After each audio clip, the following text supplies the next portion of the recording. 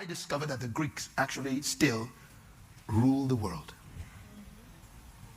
The Greeks are ruling the world from their grave.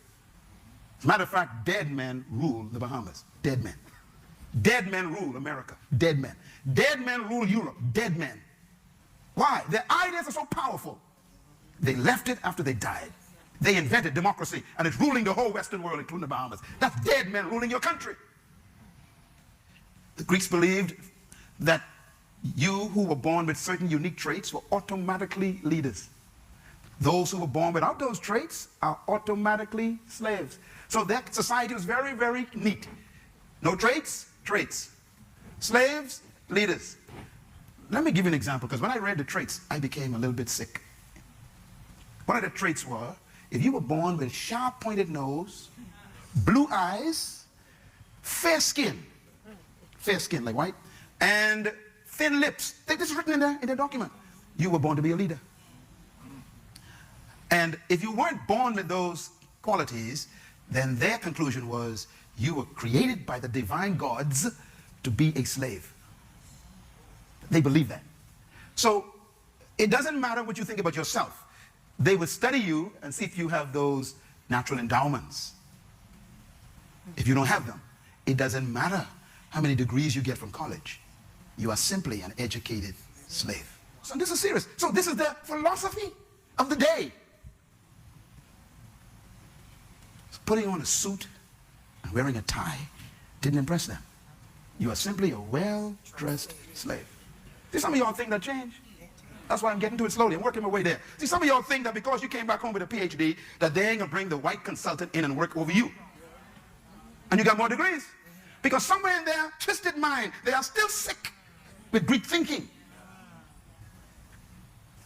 Here's the problem. When the Greeks were invaded by the Romans invaded this culture of the Greeks, but the Romans normally would go into a place and, wipe out the place. But when they came to Greece, they saw the beautiful temples, they saw all these gods, and beautiful statues, and then the Romans came to the capital, and they saw the library with all these scrolls, all these writings, thousands of scrolls, and the Romans were so impressed. Now the Romans are military guys, they're not into thinking, they're into fighting. So when they came to Greece, they were astonished. They said, no other civilization is like this. So instead of destroying the library, the Romans saved it. And the Romans took the books from the library back to Rome. And the Romans studied and adopted Greek theory of leadership. And the Roman Empire ruled the whole world. Those of you who study history, the Romans ruled from Africa all the way up to Scotland. So the Romans ruled the world, destroyed themselves. Now here's the big part. The Roman Empire did not fall by invasion. It fell by disintegration. Disintegration means it fell apart, like a piece of cake that just broke up in little pieces. That's how the Roman Empire fell apart. Or you just broke up. And what happened was everybody scrambled for power. And the result was many little kingdoms. Instead of one kingdom, many little kingdoms. Let me give you some of their names. Spaniard, Franco, Belgier. Those Roman kingdoms. Anglo, Roman kingdoms. Portugal, Roman kingdoms. We know these kingdoms in English. Franco, France. Belgier, Belgium. Porco, Portugal. Anglo, Spaniard. They're all kingdoms. They are all Romans. You can get it after I'm gone. They are all Romans. So their psyche, their mentality, ingrained. We were chosen by the gods to rule anybody who don't have our traits. They were chosen by the gods to be our servants and our slaves. They are not complete divine beings like us. We are superior. So the French and the Spanish, the Portuguese and the British, Anglo, call them Anglo, they decided to expand their kingdoms. So they came to Africa and the Caribbean. And we call it colonization. Colonization is the expansion of Greek leadership philosophy.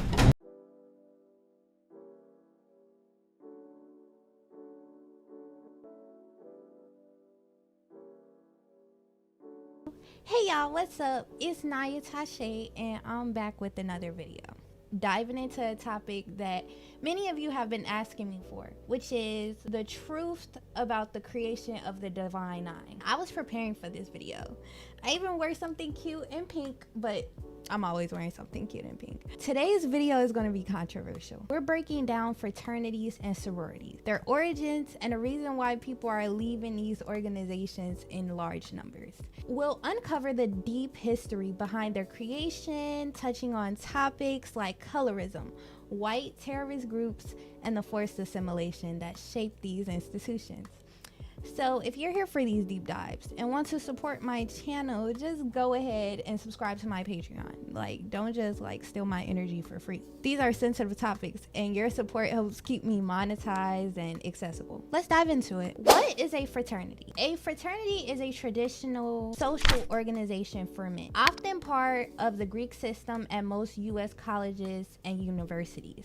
These groups are known for their shared values, sense of brotherhood, and commitment to community service. A sorority serves as a social organization for women within the same system, aiming to foster personal growth, leadership skills, and lifelong friendships. If you think that the amount of designer clothes and jewelry that these University of Alabama girls have is insane, then wait until you hear how much it costs to join a sorority at their school. I have named myself the official reporter of all things Alabama Rush 2024, so make sure to stay tuned for more. For those of you who don't know, yes, it costs money to be in a sorority. I was in a sorority at a small school in Connecticut, so I wanted to tell you guys how much I had to pay per semester to be in the sorority versus how much these Alabama girls have to pay. So for my sorority specifically, and yes, it is different for each sorority, we paid around $450 a semester. Now, how much do these Alabama girls pay? Recruitment fee, $375. Clothing fee, $400. Semester 1, around $4,000. Semester 2, around $3,500. Giving you a total cost of $8,500 to be in a sorority at the University of Alabama. Unless you want to live in the sorority house, then it's going to cost you about $12,400. And while these ideals sound positive, the history of fraternities and sororities are steeped in exclusivity, privilege, and in many cases, overt racism and exclusion. Hey y'all, it is bid day, and today is the day when we find my star. Verywell. I will be a girl. But yes, we got our girl, so we're so excited. Sisterhood round, OTD, Bama Rush Week. The dress is from White Fox. So the dress is from White Fox. It was about $72. Necklace is Dior. We have this Dior necklace for $550. My rings are David Earring, Gucci, Dior, Gucci, and Cartier. All right, brace yourselves. We have a lot of jewelry to cover. So starting with this Gucci ring for $290. Next, we have a David Earring ring for about $695.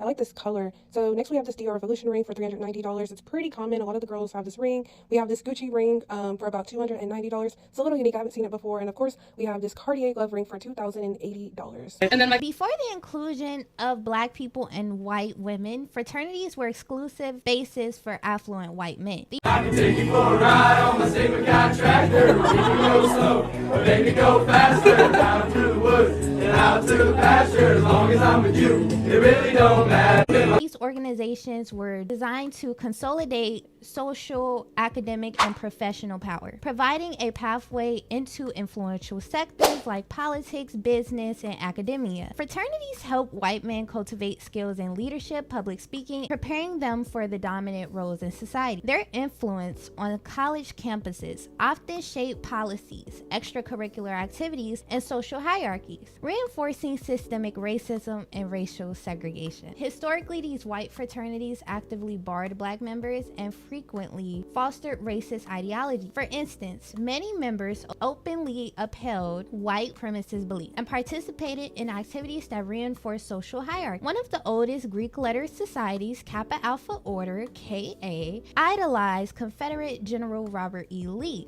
and propagated ideals aligned with the Confederacy. In 1909, a KA member wrote in a fraternity's journal about a visit to Cornell University, where Alpha Phi Alpha, the first intercollegiate Black fraternity, had been founded 3 years earlier. He expressed disgust at the lack of segregated gymnasiums at Cornell, stating that contact between the races was most offensive. KA members regularly performed in minstrel shows at fraternity events and flew Confederate flags as symbols of defiance against racial integration.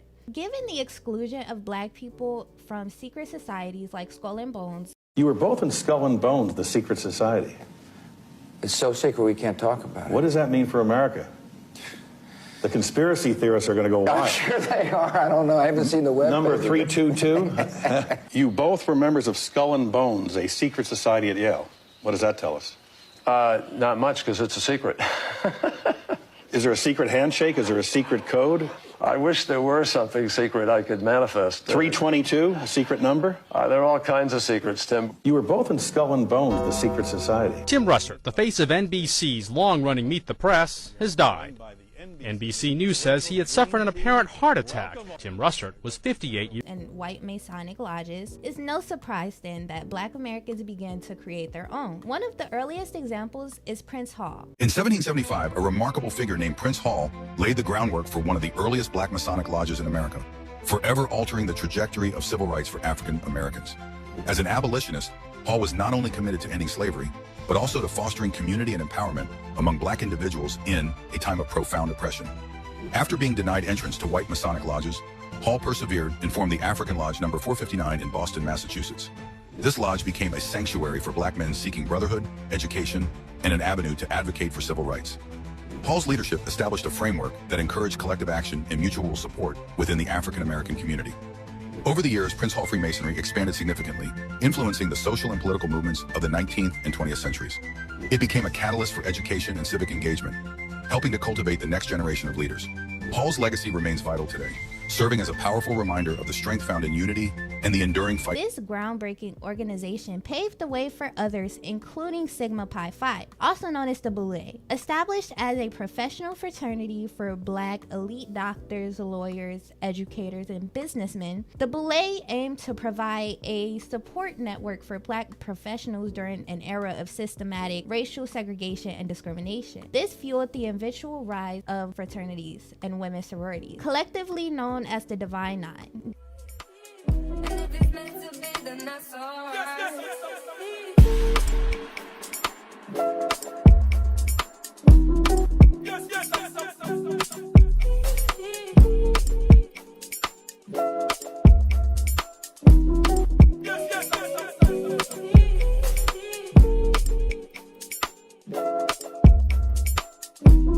They were founded in the beginning of the early 20th century at historically black colleges and universities, and later predominantly white institutions allowed them to come in. They provided similar opportunity for networking, solidarity, and empowerment within their own community. Nine alums are some of the most influential organizations in the country. Collectively, these organizations claim approximately 800,000 members, with many coming from the social elite of black culture. Each year, they offer countless scholarships and conduct thousands of service programs. Accordingly, many of the supporters of the Divine Nine is including the following organizations: Alpha Phi Alpha Fraternity Incorporated, which was formed in 1906. The first black collegiate fraternity founded at Cornell University to foster academic excellence, leadership, and activism. Alpha Kappa Alpha, the first black sorority founded at Howard University to promote sisterhood and service. Kappa Alpha Psi Fraternity, Omega Psi Phi, Delta Sigma Theta Sorority, Zeta Phi Beta, Sigma Gamma Rho Sorority, Iota Phi Theta Fraternity. The Divine Nine undoubtedly has had immense contributions to Black America and Black civil rights leadership. It is tied to some of the most influential Black scholars in America and truly represents Black excellence in the sense of education, wealth, and prestige. W.E.B. Du Bois, James Weldon Johnson, Carter G. Woodson, Pulef, John Hope Franklin, Charles Drew, Hale Woodruff, William Hastie, Walter White, Martin Luther King Jr., John H. Johnson, Earl Graves, Paul Williams, Arthur Ashe, all names of members of a bond that is primarily Black but includes some non-Black members. One of the best known white members was Jack Greenberg, who was deeply involved in Brown versus Board of Education, and who succeeded Thurgood Marshall as the executive director of the NAACP Legal and Defense Fund. The Boule is one of the oldest of these sororities, since Sigma Pi Phi originally was conceived as an organization that would contain the best of Skull and Bone. This makes it resemble closer to a secret society. It did not seek public notice until the 1960s and the 1970s. Since that time, it has mounted a number of outreach programs, including a mentoring program, a public policy committee, and a $200,000 scholarship program. Called by some observers a super fraternity because its membership includes members of all major black fraternities, Sigma Pi Phi, unlike other fraternities, does not have college chapters. Post-Reconstruction in the 20th century, African Americans found more black men of distinction functioning in various leadership posts, but by large, they lived lives separate from other blacks and white professionals. In 1904, a small group in Philadelphia set out to create an organization that would provide a vehicle for black men of standing and like taste to come together. Henry M. Minton, a pharmacist and doctor, spent considerable time contemplating the isolation in which many accomplished black men lived and worked. He began talking with other black professionals about their shared conditions and his ideas for forming an organization that would unite them in fellowship. Minton thought that learned and professional black men should have an organization, and that should be a fraternity in the true sense of the word. Members would not be selected based on brains alone, but in addition to culture and good fellowship. It's you liberals who have lifted them up, Howard. Paul, you conservatives make a mistake. You can't afford to strangle hope in people. Without hope, people become dangerous. No, Howard, you liberals have let them invade our society. You give them jobs, political jobs. Paul, you missed the point.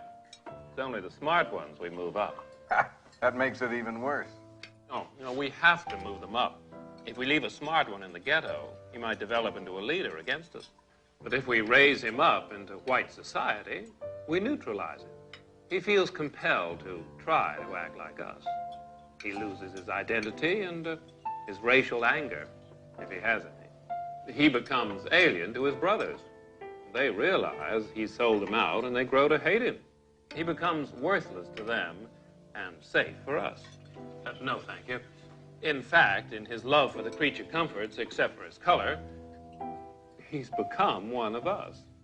After months of conversation with Edward C. Howard, Richard J. Warwick, the four men met at Howard's home in spring of 1904, and the men began to talk. They agreed that they would meet again in 2 weeks and recruited Julian Nabelli and Eugene Henson to join their group. The fraternity grew rather quickly. By 1908, Boulets had been created in Chicago and Baltimore. Representatives of the three Boulets came together in Philadelphia on August 31st, 1908, establishing Sigma Pi Phi as a national fraternity. From the experiences of Henry M. Minton alone, it's clear that the group he founded was not established to uplift the majority of impoverished, enslaved black people. Minton's background reveals a long lineage of white-passing elite black individuals whose loyalties often diverged from the broader black community. His father, Theophilus John Siffack, chose to pass as white to evade the constraints of Jim Crow. It's the year 1731.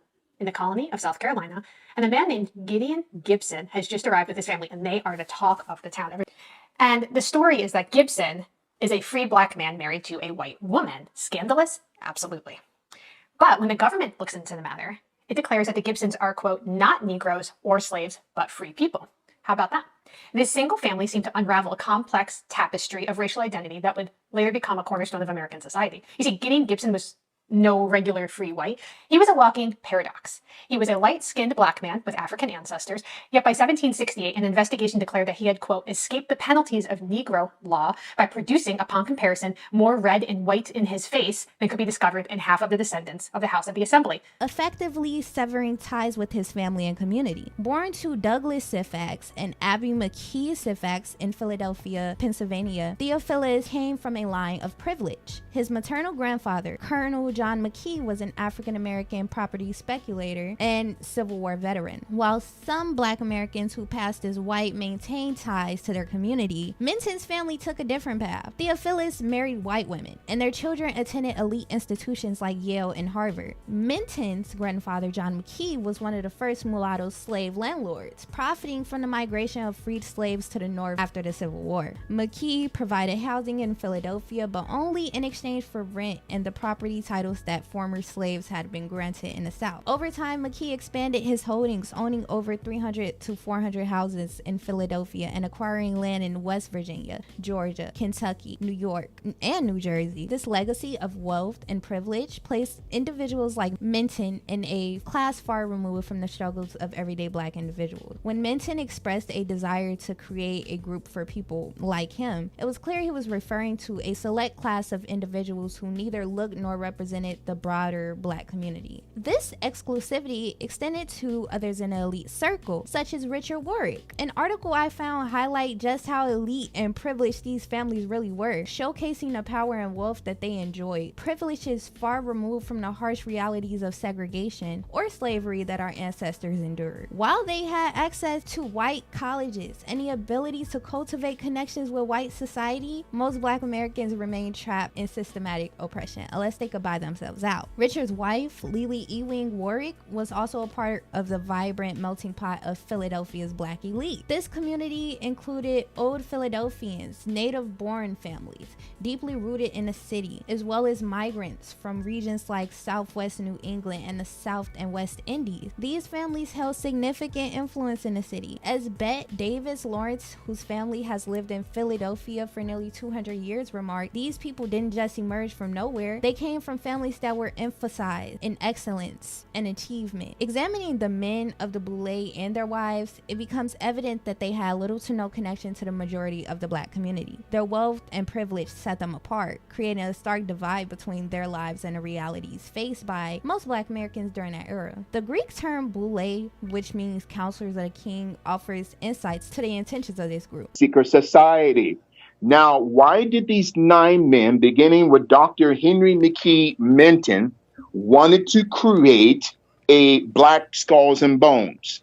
They were started with Rockefeller money through the Rockefeller Foundation right here in New York City, along with his wife, Laura Spelman Rockefeller. Now, notice there is a Black female college in Atlanta, Spelman College, named after not a Black woman, but a white woman. And again, I'm not teaching Black and white. I'm just revealing the truth. So then, through Rockefeller money, millions of dollars were given to Dr. Henry McKee Minton. While many members might not even know or admit that this is the meaning, it remains accurate. So who is the Boule's king? The implication here is that the king represents their elite Caucasian counterparts, own privileged elite peers. This dynamic explains why the first code of conduct revolves around silence. In the first 3 levels of Freemasonry, known as the Blue Lodges, named for their association with the color blue, members are bound by a strict code of silence. Interestingly, Sigma Pi Phi, the oldest African-American Greek letter fraternity, shares these same colors with the lower levels of Freemasonry.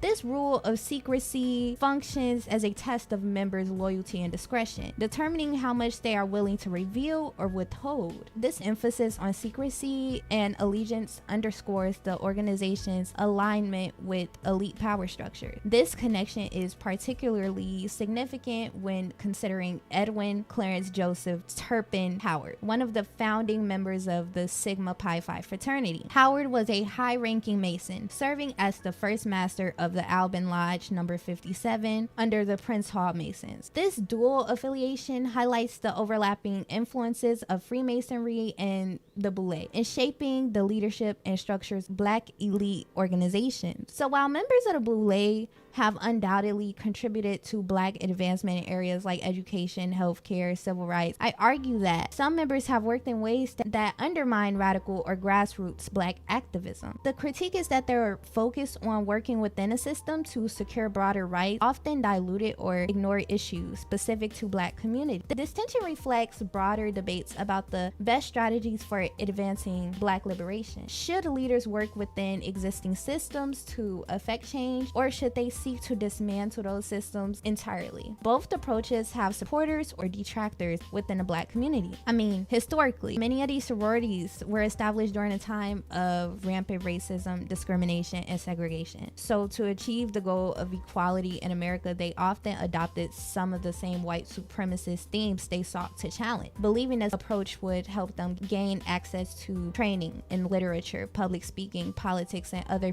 fields of advancement. During and after slavery, lighter-skinned Black people often had more opportunities due to their perceived mixed-race heritage and proximity to whiteness. This allowed some to access education and economic advancement, creating a class divide within Black communities. Early Black sororities, founded at elite institutions like Howard, often drew members from this educated middle-class group, which was disproportionately lighter-skinned. The Divine Nine, out of fear, aligned with respectability politics as a strategy to combat racial stereotypes. This term, respectability politics, which is coined by Evelyn Brooke Higginbotham in her 1993 book, The Women's Movement in the Black Baptist Church, refers to the belief that behaving or appearing like the dominant group in society will make one more respectable and therefore more valued. However, respectability politics is a dangerous and ineffective coping mechanism born out of racism and discrimination. It creates divisions between Black people and the larger society while fostering toxic dynamics within our own communities that allow marginalization to persist. For many of our ancestors, proximity to whiteness was a means of survival. Over time, it became a strategy for gaining true freedom and privileges. Unfortunately, some Black people internalized the belief that assimilation to the dominant culture through education, adopting Christianity, hard work, and setting an example was the only path to equality. This, as Damon Young aptly said, instead of requiring the people and institutions that are committing and propagating racist acts to change, it asks the people harmed by the racism to change and to stop being harmed. All right, we got to talk about respectability at HBCUs because for whatever reason, people ain't really talking about it now. What is respectability for those who don't know? Respectability politics essentially is the system that says, hey, we're going to measure you by how well you meet X, Y, or Z standard. So if you don't code switch and speak in this tone, then you're not adhering to the respectability politics, so we're going to exclude you.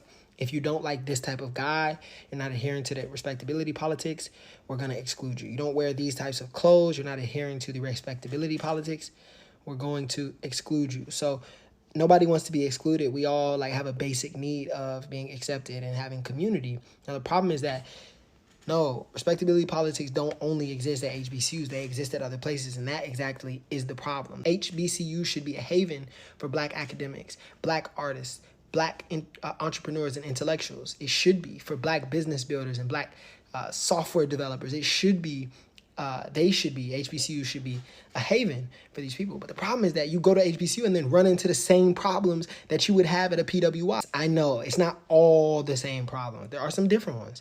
But the problem that I'm addressing right now is respectability politics. The same way that me, Ruquan, feels like I have to fit into a box at my PWI, even though it's a different box I have to fit into, the problem is that kids at HBCUs also have to fit into some box. That box is around fashion, or it's around what kind of car they drive. At my school, it might be around the books that you read or the people you associate with. Nonetheless, the problem isn't exactly the category of the box. It's the fact that you have to get in a box, period. If the box is red or the box is green doesn't matter. The fact that we're expected as humans to fit into a box. A box is for goods. A box is for food or for clothes or for Christmas gifts. And I am certainly a gift, and so are you, but we don't belong inside of boxes, red or green. So we have to be willing to address the things that are happening at our HBCUs, at our PWIs. Why, if HBCUs are supposed to be a haven for Black students, are they doing a job of continuing the cultures, the pieces of culture that continue to suppress and make us feel small? And then we go out into the world not feeling enough in some areas, not in all areas. Just like all Black people that graduate from a PWI don't feel worthless and like they're not worth life and they can't do anything. I'm sure that some black students from HBCUs go out into the world with no insecurities, no problems whatsoever. But I know enough black people myself who are at HBCUs who are struggling with insecurity. I know black people who have taken out debt, like I'm talking about even outside of their college education, additional debt, just to keep up with the lifestyle of what it means to be going to Howard or what it means to be going to Hampton. And that's problematic. It's problematic because, again, HBCU should be a safe haven for black students. They should be a safe haven. It should not be a place where the outside pressures are coming in to contaminate the experience of black students. And that's important. Make sure you think about it and tell somebody that loves you and that you love, so y'all can really think about it together. In addition to carrying the weight of regular racial trauma, victims are forced to bear their burden of trying to fix systems that they didn't create. The respectability politics of black sororities and fraternities have profoundly influenced the trajectory of black liberation within a community. Originally formed as spaces for advancement, these organizations often catered to the black bourgeoisie, wealthy individuals supported by elite networks. Functioning as exclusive societies, they frequently excluded dark-skinned, low-income, systematically rebellious activists, reinforcing class and color barriers within a black community. This exclusivity shaped leadership ideologies in ways that sometimes created tension within a broader liberation movement. For example, W.E.B. Du Bois is one of the most influential intellectuals of the 20th century and a member of Sigma Pi Phi Boule. He embodied the integrationist perspective. Du Bois championed the talented TIF, the idea that an elite group of black people could uplift the race through their work within existing societal structures. His alignment with this ideology contrasted sharply with Marcus Garvey, a black nationalist who advocated for separatism and self-reliance among the black working class. Their ideological conflicts highlighted deeper tensions between integrationist and separatist approaches, as well as the divide between the elite leadership and grassroots activism. Marcus Garvey famously sought out Du Bois at the New York office at the NAACP. He remarked that he couldn't tell whether he was in a white office or that of the NAACP. The predominance of white and light-skinned individuals on the NAACP staff, along with the overrepresentation of light-skinned black people in prominent positions in Black America, drove Garvey to establish the UNIA chapter in Harlem in 1917. Du Bois famously labeled Garvey the most dangerous enemy of the Negro race, describing him as either a lunatic or a traitor. He went further, disparaging Garvey's appearance by calling him a little fat black man, ugly with a big head. And in response, Garvey referred to Du Bois as a misleader and mocked his mixed race heritage, calling him a little Dutch, a little French, and a little Negro, a mulatto, and concluding that Du Bois, this conflict also underscored the deep surrounding colorism within the black community. Even at that time, black children recited rhymes like, if you're white, you're right. If you're yellow, you're mellow. If you're black, get back. Elite light-skinned individuals continue to use brown paper bag tests and other discriminatory practices to exclude darker-skinned people from churches, jobs, civic groups, historically black colleges, and even sororities and fraternities. Du Bois was not oblivious to this reality. Instead, it seems he and his light-skinned peers felt their privilege was being threatened by conversations about dismantling elitism, separating ourselves from white people and maintaining our own. W.E.B. Du Bois, a prominent intellectual and communist, collaborated with Margaret Sanger. Margaret Sanger is a known eugenist who openly expressed that the founding of the American Birth Control League, now Planned Parenthood, aimed to limit the reproduction of black people, particularly those that she deemed unfit, poor, or unintelligent. While Du Bois framed his involvement as a means to lift the black community, the reality was far more insidious. He was aware that birth control clinics and programs were disproportionately placed in black neighborhoods, not affluent black neighborhoods, poor black neighborhoods, signaling their true purpose: to curtail the autonomy of impoverished black families. Sanger's work was deeply intertwined with the funding and support from elite power structures, including the Rockefeller Foundation, which wielded immense influence over the public health initiatives in the 20th century. The Rockefeller Foundation also backed the development of eugenics programs in the United States and abroad, influencing policies that sought to control the reproduction of marginalized communities. Du Bois himself echoed eugenic ideas in his writings, particularly in A Talented Tenth, where he advocated for the advancement of a select group of elite educated African Americans while dismissing the majority as burdensome. His alignment with Sanger and her initiative suggests a troubling complicity in programs designed to limit the growth of black populations under the guise of progress. Another leader whose visions were shaped by respectability politics and the Sigma Pi Phi fraternity was Dr. Martin Luther King. Early in his career, King prioritized coalition with white and Jewish allies, believing that this approach was essential to dismantling systematic racism and achieving equality. To maintain these alliances, King often downplayed self-defense movements and discouraged gun ownership, despite owning a firearm himself. He publicly denounced Malcolm X while covertly relying on groups like the Deacons of Defense to provide protection. King's focus on integration led him to advocate for strategies that often left structural inequalities unaddressed. Dr. King had said to me 5 days, as a matter of fact, before he was murdered,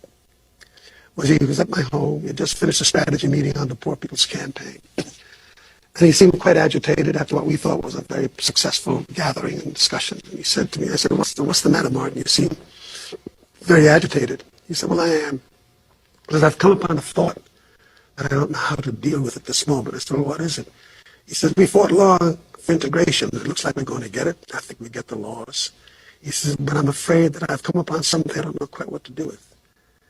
I'm afraid that we're integrating into a burning house.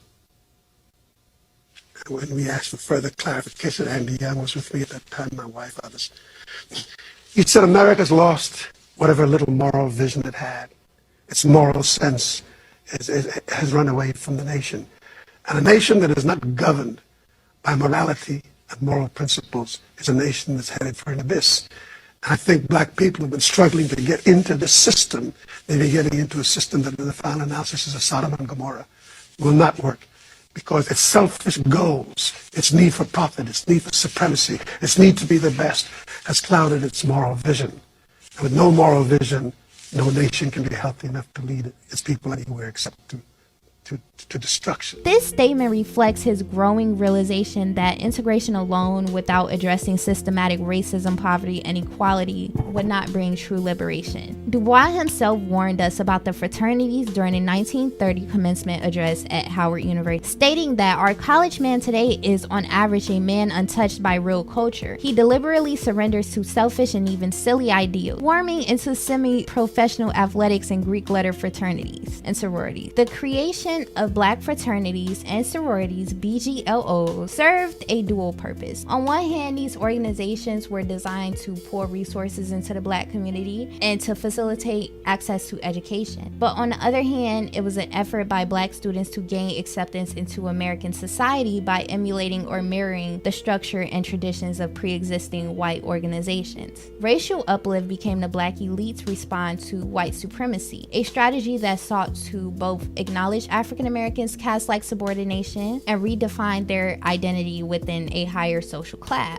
Racial uplift aimed to counter the narrative of African American biological inferiority. This effort often included a distinction between a so-called better class of African Americans and a broader black community, reinforcing class divisions. Black elites believed that improving material and moral conditions through self-help and adherence to societal respectability would reduce white racism. However, in this pursuit, many BGLO members abandoned traditional African values in favor of dominant Anglo culture. And this is what kills me. There are a lot of people, they say things like, we're not in Africa, what do we need that for?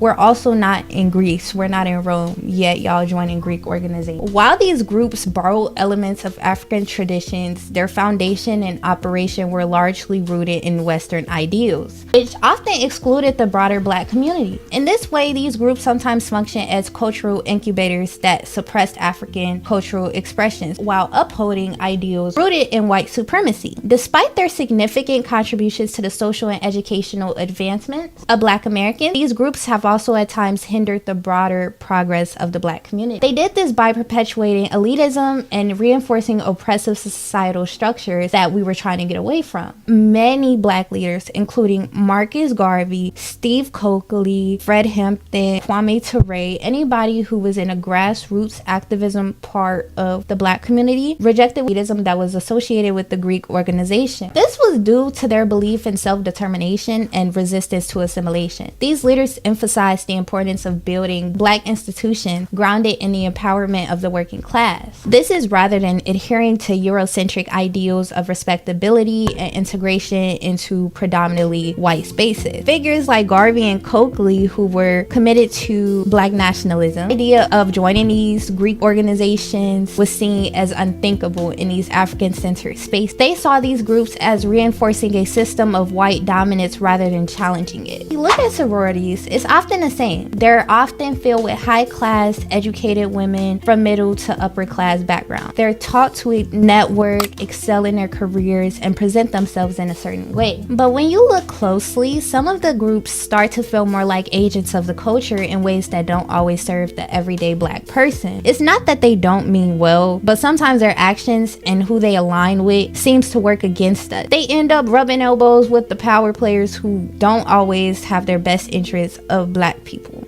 Kamala Harris, for example, she's a member of the AKA sorority. And yes, she's accomplished a lot, but let's not pretend she hasn't been criticized for her record as a prosecutor. You were second in charge of California for 13 years. As California's Attorney General, Harris promoted enforcement of a law that allowed prosecutors to seek jail time for parents of truant kids. As a prosecutor in law enforcement, I have a huge stick. So I decided I was going to start prosecuting parents for truancy. I thought that was crazy. I was like, how can you lock parents up? If you don't go to school, Kamala's going to put you and me in jail. Yes, we achieved intended effect. I opened the door and I see at least 7 or 8 cops that wanted to arrest me. As a matter of fact, they did. And frankly, you know the prosecutors in my office who volunteered to do this? My homicide prosecutors, my gang prosecutors. And they went over there and I said, when you go over there, look really mean. She had me arrested and prosecuted because my handicapped daughter was sick in the hospital and had missed some days of school. I learned that with the swipe of my pen, I could charge someone with the lowest level offense. That person could be arrested, they could lose time from work, and their family maybe lose their job. They'd have to come out of their own pocket to help hire a lawyer. They'd lose standing in their community. I lost my job and couldn't pay rent, and we got evicted. Weeks later, I could dismiss the charges, but their life would forever be changed. I became homeless. We had to move into a motel. All because of the swipe of my pen. I don't agree what Kamala Harris did to my mom, and I don't agree with what she's done to other parents as well. You were second in charge. While she's all about making change from the inside, a lot of people feel like she's more about playing the game to advance her career than truly working for systemic change. These sororities pride themselves on community service and sisterhood, but what's their real impact on the people who don't have access to these networks? These women may have good intentions, but their focus on advancing within a system that wasn't built for us can leave the broader Black community feeling left out. It's like they've become these secret agents working with circles of power, but not necessarily for the people who need it most, and that's where the complication lies. We need to ask if their efforts are really about uplifting our community or if it's about securing a seat at the table for themselves. But joining a Greek organization is just more than community service. There's a deeper historical connection to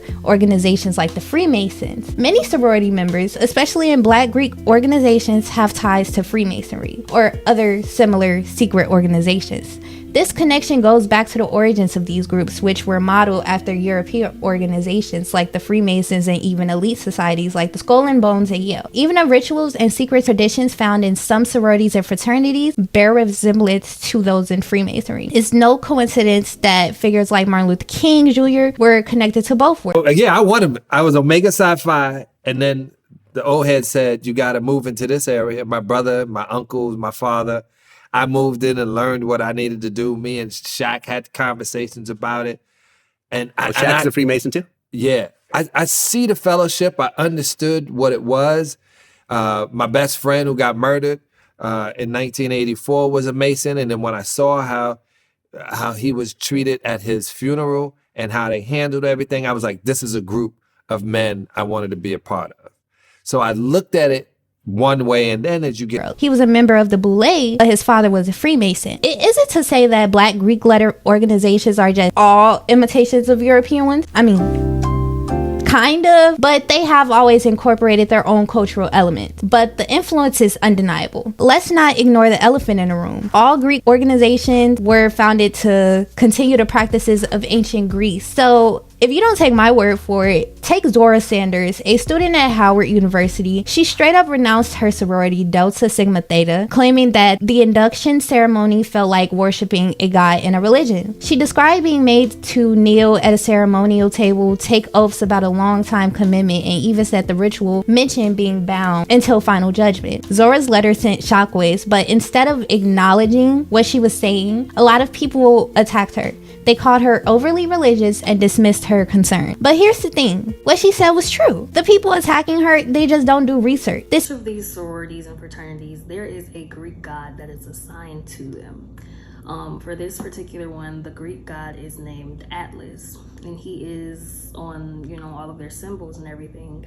He is the Greek god that holds the world on his shoulders. This isn't about pushing a religious agenda. It's about understanding the deeper roots of these organizations. Let me break it down more clearly. The overemphasis on Greek and Black culture is an extension of the Eurocentric assimilation. So adoration often dismiss or overshadow the profound intellectual, artistic, and scientific achievements of African civilizations. There is an intentional rewriting of history, and for the sake of time, I won't go into the entire history of ancient Greece, but I will tell you how many people that they conquered. Southern Italy and Sicily, Asia Minor, North Africa, the Balkans, the Black Sea region, Egypt, Persian Empire. So my core issue here lies in Egypt, particularly when considering the lasting effects of war colonialism and Greek Hellenization, which served as the original process of assimilation into dominant cultures. Aligning ourselves with Greek ideals perpetuates the division within the African community. These groups have historically been used to erase African culture while elevating Greek culture. There's a profound difference between Kemet and Egypt. Egypt is a Greek word that was used to describe one temple in Kemet. And so Kemet was ruled by indigenous African people. Egypt was ruled by Greeks for approximately 600 years. So if you look at that image on the screen, you can see 9 African rulers of Kemet and 3 European rulers of Egypt. If you read what the Greeks said, not what we think, but if you read what the Greeks said, they got everything from Egypt. They got all their knowledge from Egypt.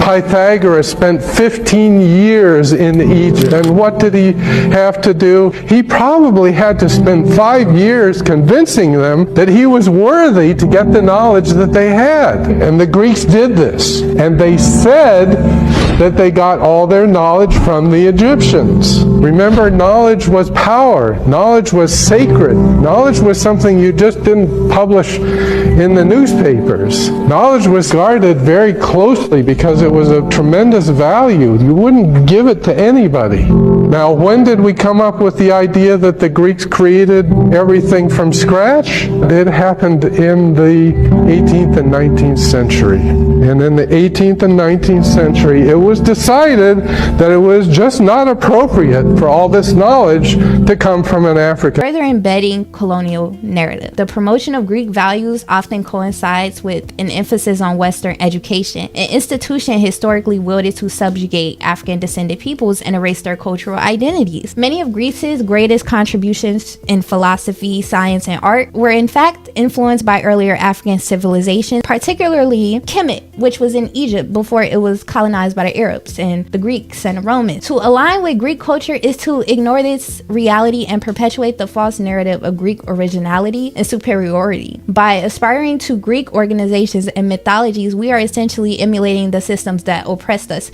making it harder for us to embrace our own cultural heritage. It is important to recognize that no white person would ever form a group based on African traditions as symbols of prestige and wealth. You mean like this girl who crossed with the AKAs last month? And don't get me wrong, I have no ill will towards this girl. She obviously earned her spot with the AKAs fair and square. I just think it speaks volumes that there's always space for white people to join these Black and multicultural Greek organizations. Meanwhile, the inclusivity is not always reciprocated with the historically white Greek organizations. And don't get me wrong, like at the end of the day, we don't know why Dee Dee got rejected.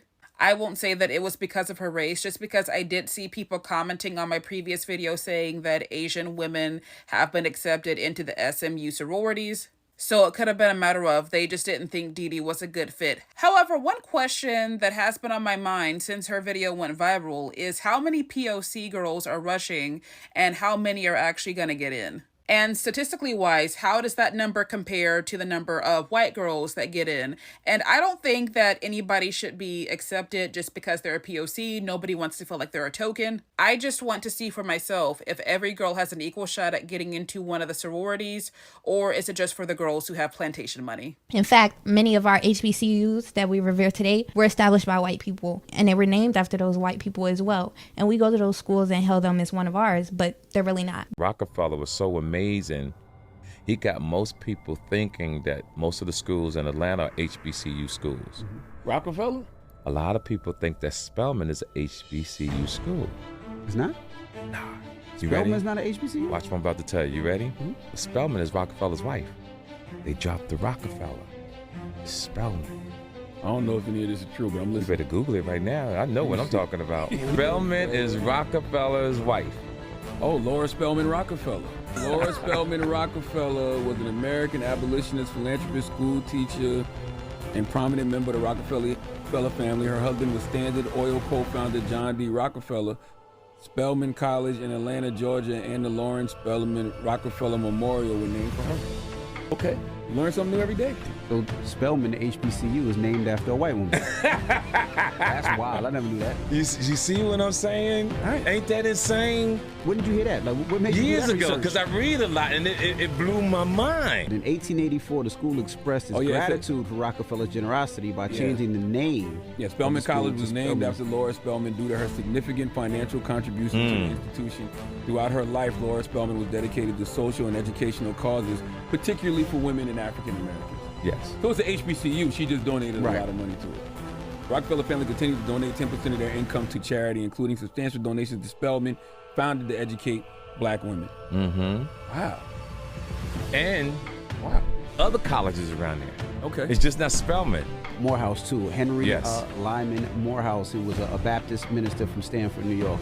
Yes. He's a white gentleman as well. Yes. He's a white gentleman. Why didn't they name it after him? Did they say?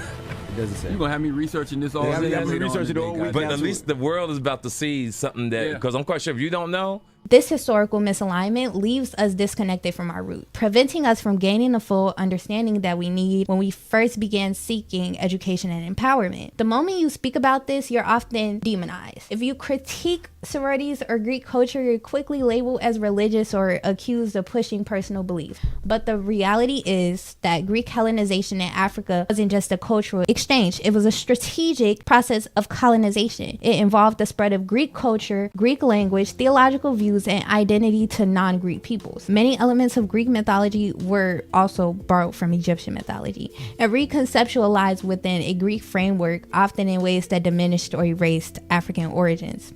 For example, the Greek god Hermes was connected to Thoth, the Egyptian god of wisdom. Similarly, the Greek goddess Isis was based on the Egyptian deity at the time of the same name, Isis, but reinterpreted with a Hellenistic context, removing her African roots and aligning her more closely with Greek ideas. This cultural appropriation was part of the broader effort by Greek and later Roman societies, particularly under the Ptolemies, to establish Greek mythology and culture under a dominant worldview. This is leading to the widespread erasure of African contributions, positioning Greece and Rome as centers of knowledge, wisdom, and power, while Egypt's role was diminished in mainstream Western narratives. Even figures like Herodotus and Plato, who acknowledged learning from Egypt, were often recast as independent thinkers. In later Western traditions, stripping Egyptian wisdom of its global significance. This cultural rebranding still affects modern communities today, especially those seeking identity through organizations and symbols without understanding their meanings and their implications. Greek letter societies, for instance, often align their rituals with ancient Greek traditions, some of which involve excessive behaviors linked to Roman and Greek festivals. While these organizations may claim ancient wisdom, the symbols and rituals that they adopt are often disconnected from the true cultural significance of those ancient practices. We see highly educated blacks falling for the okie doke, rushing to join these organizations, or simply claiming affiliation in order to project the image of wealth and power. This reliance on such symbols of status only perpetuates the illusion of progress while disregarding the deeper systemic issues in our community.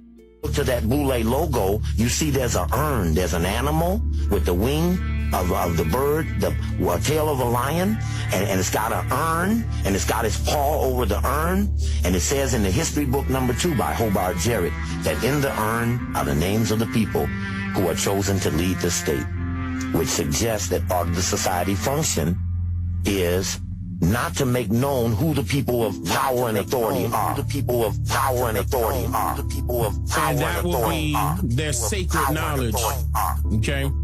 Now, right here, I was pointing out to let you know that LeBron has a modified version of it, except for his is holding on to a shield, meaning that he's protecting the Boule people. Okay? But this is tattooed. This is real. You can look this up.